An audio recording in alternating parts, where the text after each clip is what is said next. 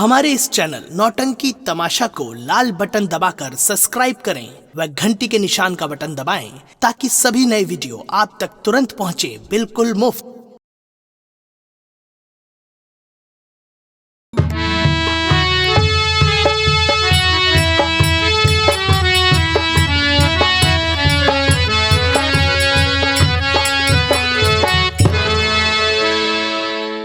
क्या बताऊं, चल रहा हूं मैं अपनी मां के पास मां से मुलाकात करने के लिए।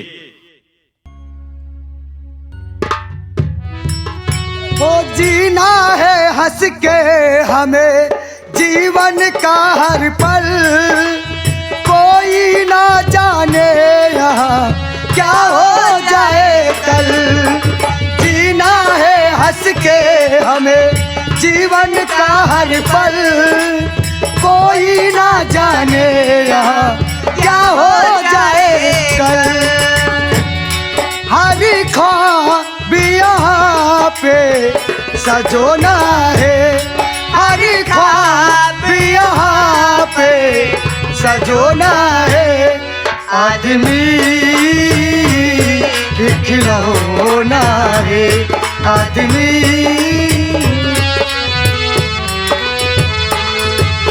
या मेरे मालिक, मैं क्या देख रहा हूं? ये तो मेरा दोस्त लाल सिंह है और इसके साथ में और कौन खड़ी है लड़की? ठीक है, मैं पूछता हूं। लाल सिंह दोस्त? राकेश भैया, राकेश भैया,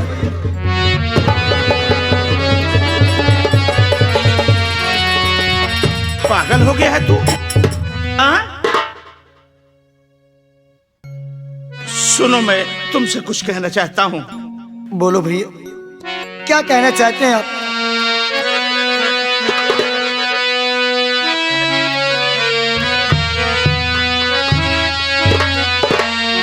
कहो दोस्त मन कैसे हालत तुम्हारी, विधाता ने कैसी ये विपदा है ढारी। कहो दोस्त मन कैसे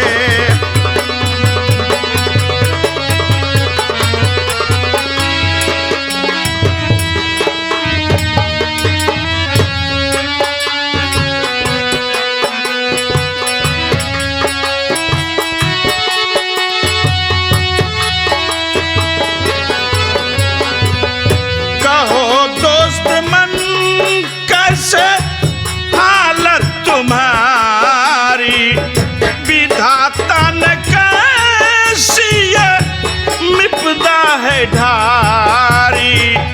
विधाता ने कैसी ये विपदा है ढारी।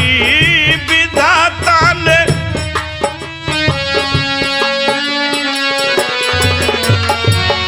खड़ी साथ में ये जो लड़की कौने है, खड़ी साथ में ये जो लड़की कौन है। सच सच बताओ तुम वीरन हजारी हो।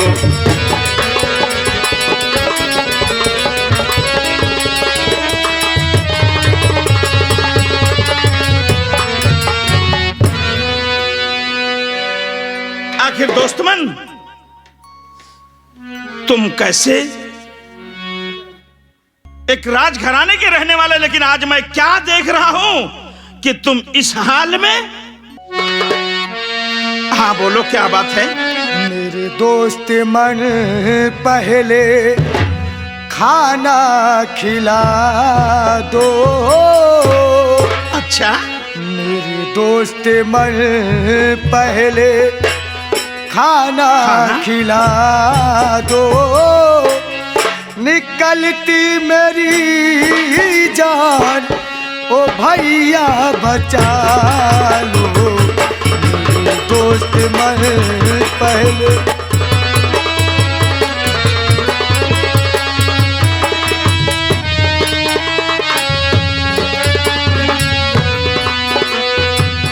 मेरे दोस्त मर पहले खाना खिला दो, मेरे दोस्त मर पहले खाना खिला दो। निकलती मेरी जान ओ भैया बचा लो, निकलती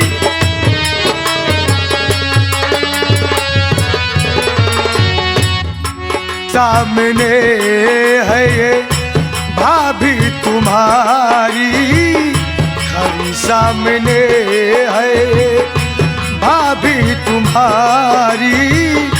सच सच बताऊं मैं बिरन हजारी, सामने है।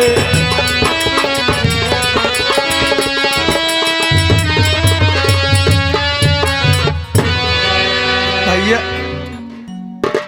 क्या ये बात? लड़की ये गैर नहीं है, ये तुम्हारी भाभी है।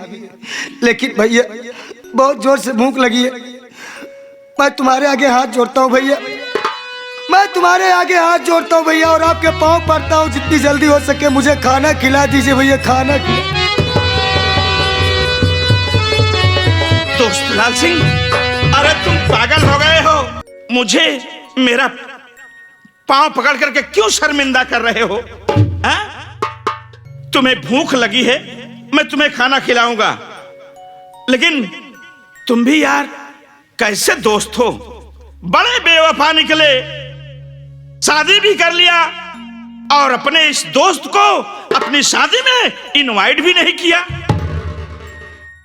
मैं मानता हूँ दोस्त कि मुझसे गलती हुई है, लेकिन वक्त और हालात मुझे उस मोड़ पर ला के खड़ा कर दिए कि मैं तुम्हें निमंत्रण नहीं दे सका, इसलिए मुझे माफ कर दे दोस्त। ठीक, लेकिन भाभी जी का नाम क्या है?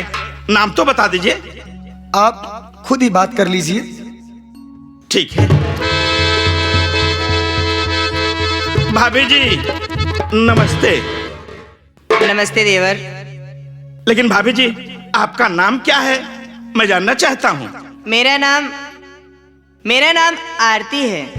बहुत प्यारा नाम है भाई, बहुत प्यारा नाम है, और भाभी भी हमारी बहुत अच्छी है। ठीक है, इस वक्त तुम दोनों आदमी भूखे बहुत जोर हो, हाँ देवर। चिंता करने की जरूरत नहीं है। तुम दोनों आदमी हमारे साथ चलो और हम तुम अपने घर ले चलते हैं, और हम अपने घर पे तुम लोगों को खाना खिलाएंगे।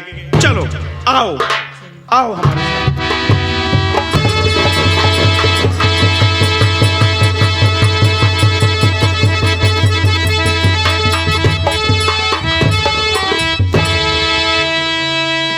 हर हर महादेव, हर हर महादेव। हरि ओम नारायण। हरि ओम नारायण नारायण। बेटा, हाँ भक्तिन माँ, आज बहुत बड़ी खुशी की बात है।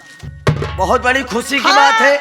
हमारा बेटा हाँ। आगरा से पढ़ाई करके अरे वकील हो गया है, वकील। हाँ, हमारा बेटा पढ़ाई करके आगरा से वापस आ रहा है। अच्छा हाँ, ठीक है माँ जी, आप बैठिए भक्तिन माँ।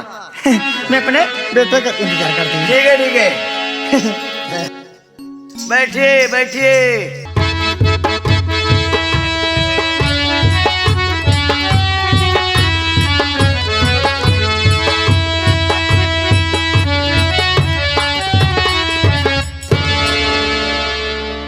भैया लाल सिंह, जी ये भैया। हमारा घर है, और माँ जी से मुलाकात कर लेते हैं, तो हम आप लोगों को मुलाकात करवाते हैं। ठीक है। अरे माँ जी, पाँव लागू। खुश रहो बेटा, खुश रहो। ठीक है। हाँ माँ जी। ये मेरा बेटा है। अरे भैया लाल सिंह, जी भैया। ये हमारी माँ है, माता जी हैं।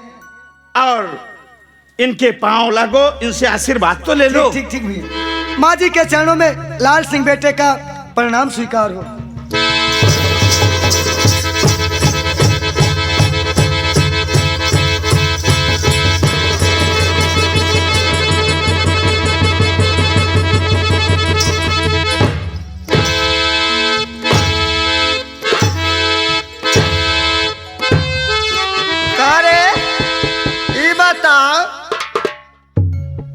हमका कहे के ना चाही, पढ़े लिखे तो ना होशियार हा। ई बता एनाहन के हैं रे?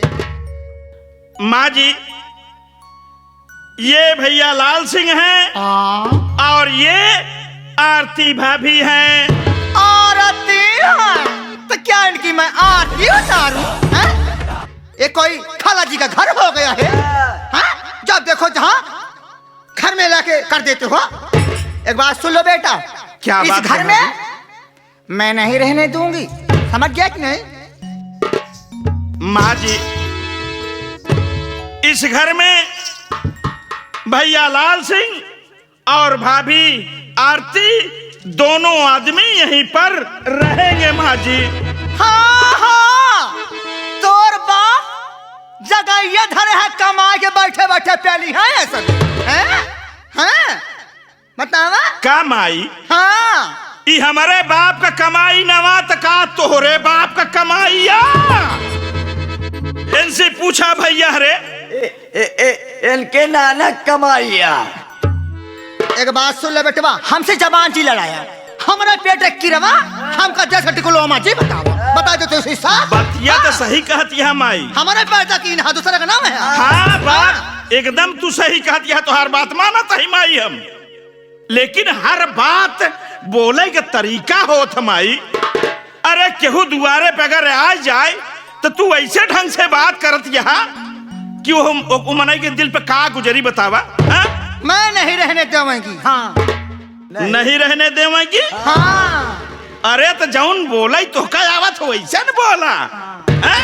हाँ नहीं रहने दूंगी। नहीं रहने दूंगी। हाँ हाँ, नहीं रहने दूंगी। नहीं रहने दोगी? नहीं रहने दूंगी। नहीं रहने दोगी? नहीं। तो ठीक है, अगर इस घर में भैया लाल सिंह नहीं रहेंगे और भाभी आरती नहीं रहेगी तो इस घर में मैं भी नहीं रहूंगा माँ जी। अच्छा, कारे चुज कहीवा खाता हीवा खाओ रहो रान के बिटिया आज करो चाकी न हवा तू भाई क्यों बहुत तईमान गोर धरता ईमान। चाहे कुछ भी हो जाए बेटा, मेरा नाम केशरा भक्त है। मैं नहीं रहने दूंगी इस घर में। ठीक मैं नमक चाट के एक हफ्ता पानी पीती हूँ। हाँ, मैं उसमें की भक्ति हूँ, जोड़ जाड़ के रखती हूँ सब। हाँ। अरे ये दुया महीना बेटा भक्ति माई उजोन फसली के चाउर धरे कुज्जा माँ ओकर 4 दाना चबा के मंगर के पूजा करी थी। फसली के चाउर बेटवा धान खाई नहीं है। अजोन 3 कुंटल धरे यही नीचे तरखनवा में मंसूरी चाउरा वो के नान खाई नहीं है बेटवा। एहे अखिया मंसूरी चाउर बा का बेटा मैं नहीं रहने देवांगी। ठीक ठीक बा माई, तू जिन रहाई जा, हम रहाई न देव इनका सबे कहा हम कौनो बात नहीं। तू नॉन चाट के पानी पिया और खूब जोगाई जोगाई के बनावा। अब बनाए बनाए के खूब जब जाए लागी हुई से ना जौने दिना मरी तो सब अपने मुड़वा बधाई के लेके चली जाए। ताता मनावा तहा की मर जाए तो ठीक है। अबे शादी न बिया कहा था मर जाओ तो ले जाओ, क्या उलाई के गवाह है आता कि हम ही लेके चली जाओ। ये सब जोन बनाए यही घर दुआर महल टारी तोहरन बरे बने है घर बने बरे बने है। आज 4 दिन चांदनी आए फिर नदियारा पा कहा जब दिन जियत गए खा पियत गए नहीं तोहरे तवा बेटवा का हमारा माई भक्ति माई जय दिन जियत यहाँ खाद पियत यहाँ बढ़िया नहीं तो जनता यहाँ नहीं माई न खेल नहीं खराबी है। माई न खेल नहीं खराबी है, तू खराब बेटा। वैसे तो मैं घर में रहती नहीं हूँ, कभी काशी कभी मथुरा कभी प्रयागराज। तुम ले लो अपना घर और तुम रहो। मैं भैया और भाभी को लिवा करके जा रहा हूँ। चलो आओ भैया आओ। भैया ये आप क्या कर रहे हैं? मेरे लिए अपना घर और माता जी को छोड़ के मत चलिए भैया, मैं तुम्हारे आगे हाथ जोड़ता हूँ। तुम पागल हो गए हो मेरे दोस्त, तुम ऐसी बात मत करो। अरे तुम मेरे साथ चलो तो सही। हट हट हट हुमाई आगरम जाबे ना। हाँ हुमाऊ हमारे पैसा वाला बा खोलिया खरीदवाए सारा रुपया यहीं से कमाए कमाए पटे तब जाके तू पढ़ के लिख के आज वकील बना है। ऐसे नहीं कि करे भरोसे हुआ इसलिए अपने कमाई पे करा हम जाने। अबे तक हमार कमाई हुआ लगी है, वो खोली हमारे पैसा खरीदिया। तो का खोली के काम है ना? हमका खोली काम नहीं ना, कहा लेकर रहबे? हाँ तो का हम खोली के चाबी उतार के जाबे? हम लिया के जाते ही चला भैया, हम रहबे नहीं करब। हाँ हाँ जा जा जा जा चलो भाभी आओ। जा सुन ले हमार बात, जा तब मर जब हमार मुंह देखे जी आए, मुंह हमार देखे जी ही गांव देश का मनाई। हम मर जब बेटवा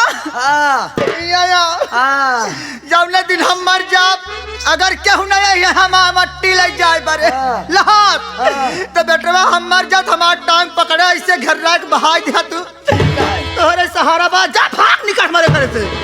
हमें जरूरत नहीं घरे सहारा कूदत यहाँ। अरे करे गांव वाले आए जौने दिन तू मर जाबू आंखें मूल लेबू ना तो हसी पहले नहीं छोड़ के घर भाग जाई। दिन भाई इमाम भाई का बुला ले भाई। वो तोहार लाश जानत यहाँ तोहार लाश रेलवे लाइन पर फेंकवाई दी है, सही हो जाए। आए ओ नाउ शर्मा जी आई हैं, कैसी वाले आई हैं सब आई हैं। का समझत? कोई नहीं आएगा। हाँ? कोई नहीं आएगा। कोई नहीं आएगा? नहीं कोई नहीं आएगा। मैं जा रहा हूँ इन लोगों को लिवा जा जा जा जा जा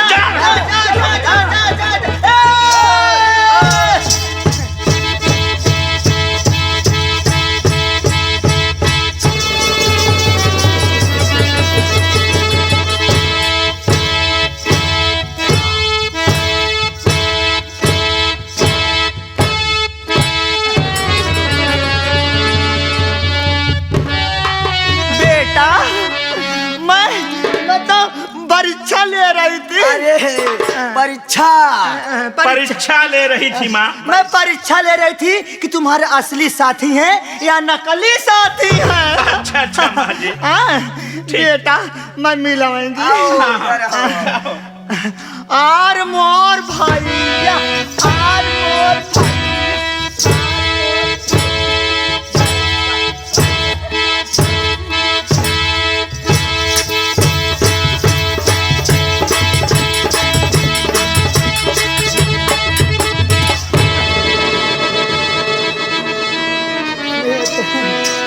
बहू रानी आ गई दुल्हन। अरे बहू रानी आ गई बहू रानी।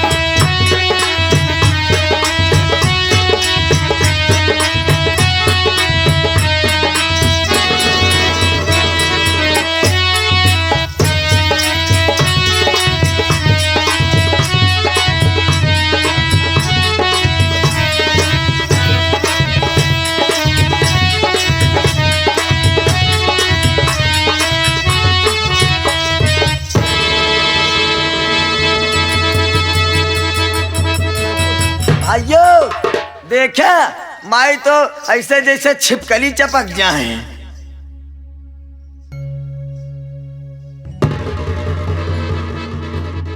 देखिए भैया लाल सिंह, मेरी माँ की मोहब्बत सही है भैया, कितनी ममता मेरी माँ के अंदर है। बहुत भैया, हैं? बहुत भैया देख लिया हमने।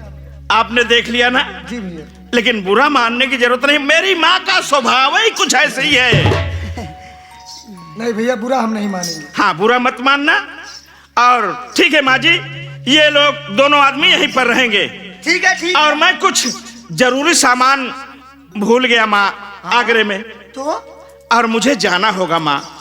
बताओ हमार बेटवा के हाल देख ले भैया। हरे इतना दिन बाद आगरा से अनुभव हो तो कहा था मैं माँ जी वापस जा रहा हूँ। अरे बेटा मैं सोची हमारा बेटा आएगा 2-4 दिन हफ्ते रुक के नाइट पार्लर करेगा। अरे माँ पागल हो गई हो। क्या कहते मैं अंग्रेजी बोल नहीं पाती। जब अंग्रेजी बोल नहीं पाती हो तो अंग्रेजी बोलने की क्यों कोशिश करती हो? नाइट हॉल कहा जाता है? नाइट हॉल कोई बात नहीं है बेटा, तुम जाओ कायदे से जाओ, फिर आना। मैं लाल सिंह बहू आरती का हमेशा ख्याल रखूंगी। हाँ, और किसी बात की तकलीफ नहीं होना चाहिए माँ जी। ठीक है बेटा। और भैया लाल सिंह, ये समझना कि तुम्हारा अपना घर है। हाँ। और किसी बात की तकलीफ होने ना पाए। अब मैं चलता हूँ। ठीक है। नमस्ते। अरे माँ जी। अरे बेटा, मैं क्या देख रही हूँ क्या? कि मेरा बेटा इतना पतला हो गया है। बताइए, इतना खाता पीता है तब भी हाल है। हर हर महादेव। बेटा कुछ खाया करो, घी सी खरीद। अरे क्या बताओ, पतला हो गया मेरा बेटा। का माई हम पतला हो गए तो का बोलायू का तरीका नहीं बा माई। एकदम भैया हरे हम खुद ही चले फिरे से मोहताज हो जाते ही। अमाई हमार कहत यहाँ मेरा बेटा कितना पतला हो गया है। आई कहा करे कि मेरा बेटा मोटा हो गया है, खा पी करके तगड़ा हो गया है। ठीक है, मैं चलता हूँ। ठीक है, प्रणाम। खुश रहो, खुश रहो। नमस्ते भाभी जी नमस्ते।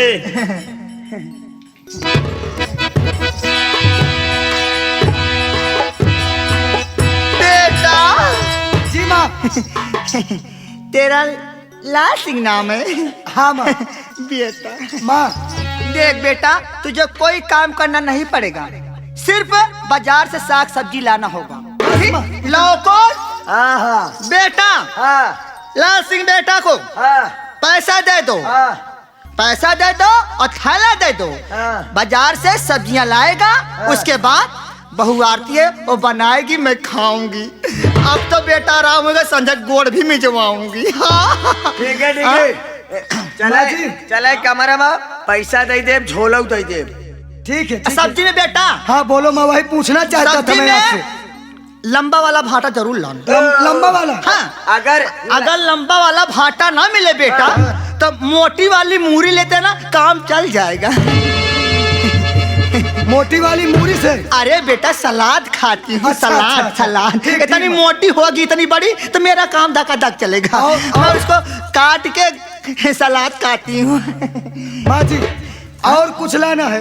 नहीं ना, और कुछ नहीं लाना है बेटा। गोभी वगैरह ले लेना, टमाटर ले, शिमला मिर्चा ले लेना, सब कुछ। माँ जी, माँ जी, हाँ? सलाद में खीरा भी लगता है, मोटा वाला, उसको भी लेता हूँ। लेते आना बेटा, लेते आना। ठीक है मम्मा। लेकिन बेटा, माँ, ये यहाँ का माहौल खराब है। सही ये है। गांव देश भले मेरा है, लेकिन जानते हो गांव देश में 52 किस्म का आदमी रहते सही हैं, है, समझ गए? और किसी इंसान से हाँ। बेटा हाँ। फोकट में बात मत, हाँ, फोकट में बात मत करना बेटा। जाओ जाओ जाओ, ठीक है माई, जाते हैं। जा जा। एक लेबू की ले जाई। अरे तू कहाँ जा रहा है? जा तो रहा हूँ इसके साथ। अरे पैसा देने जा जा जा जा जा जा जा जा जा जा। मैं बहुत बात करती हूँ। दुल्हनिया, हाँ माँ जी। तो बहुत नीक नाक लागत यार। माँ जी नीक तो ठीक है, लेकिन नाक कैसे लागती माँ जी? बहू आज तुम्हें कोहबर में लेके चलती हूँ। हाँ। हमारे जो उस्ताद है ना, देखो क्या कह रहे हैं। क्या कर रहे हैं माँ जी? कि सरंगी सरगम लय करके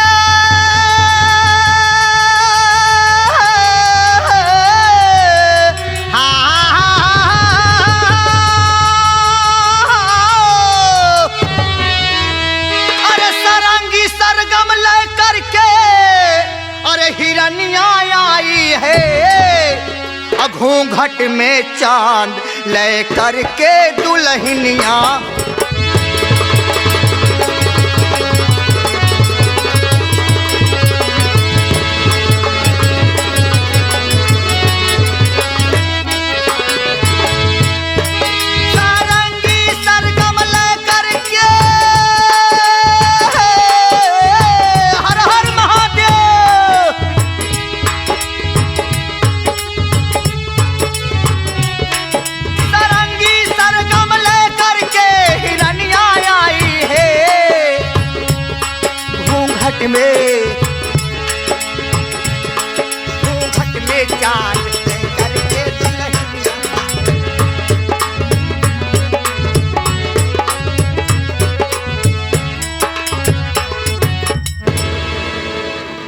आपका प्यारा आशिक राकेश आशिक। कुमार निर्मल।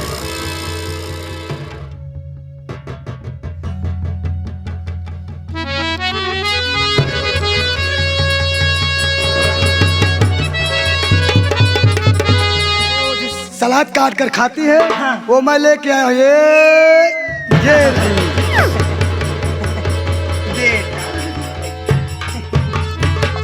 यही तो मैं चाहती हूँ।